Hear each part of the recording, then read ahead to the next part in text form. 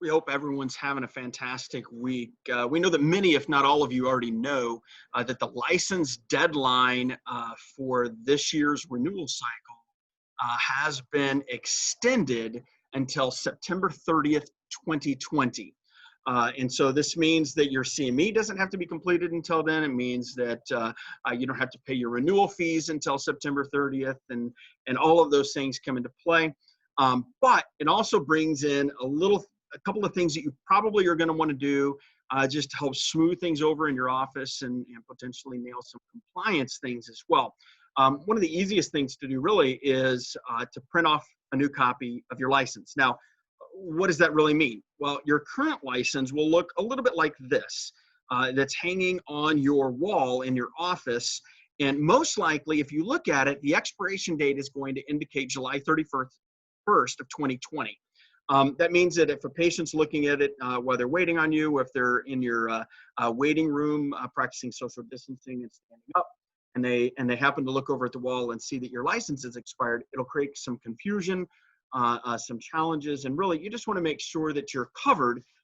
So go ahead and print a new copy of your license. And that means whether or not you've renewed. So if you've renewed and if you have not yet renewed this year, go print a copy of your license. Now, why is that? Well, again, your expiration date on your wall is going to indicate July 31st. And so, again, patients may be confused. It could create some problems, potential distrust, and we don't want to have any of that. And so if you go and you have not renewed, it'll demonstrate that your new expiration date is September 30th. If you have, that expiration date will actually be July 31st of 2023. And so you're set, and you don't have to do this again for another 3 years. Probably. But you want to go ahead and print that off regardless, unless you've done it over the last couple of months or you did it immediately following renewing over the last few months, then go ahead and print off your new license and get that taken care of. Now, what does that look like? Well, handling that really isn't a big deal. It's not a problem at all. You just jump out to idfpr.com. That's Illinois Department of Financial and Professional Regulation. Go to their website. A couple of different places to access it. You can do here. Go under professional regulation and you'll see print my license. It's the second item. Also down here in the list of icons, you'll see print my license is also one of the options there. Once you click on that, you're going to print on the middle, the licensed professionals. Go ahead and click that green button. Then it's really stupid simple. All right, you're just going to key in your license number and the last 4 digits of your social security number as well as your date of birth, and then click print my license at that stage. And by the way, it's either your last 4 and your birth. It's not even both. And then click print my license.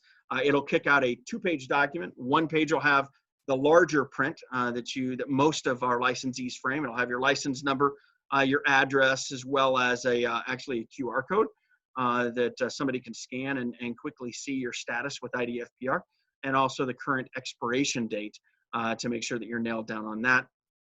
And then a little wallet size one that's a bit smaller also prints on the second page, and that's also available again with your license number, expiration date, your name, the whole 9 yards. So all of that will be included in that print off, and it's really, really simple to do. And we strongly urge all of you to go ahead and just print off a new one. Again, it doesn't take much time and really easy to go ahead and create better compliance in your office and also reduce any kind of additional risk.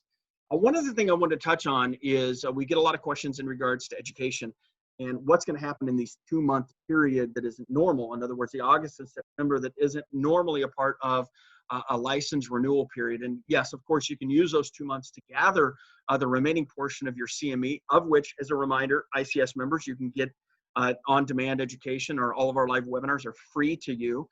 So don't forget that that's an easy resource for you. But the other side of this is, okay, so what happens if you've completed all of your CME for the current license period? That means you can begin to gather your CME for the next renewal period during those 2 months, and that's perfectly fine. The key is this: you can count it for this renewal period up and into September 30th.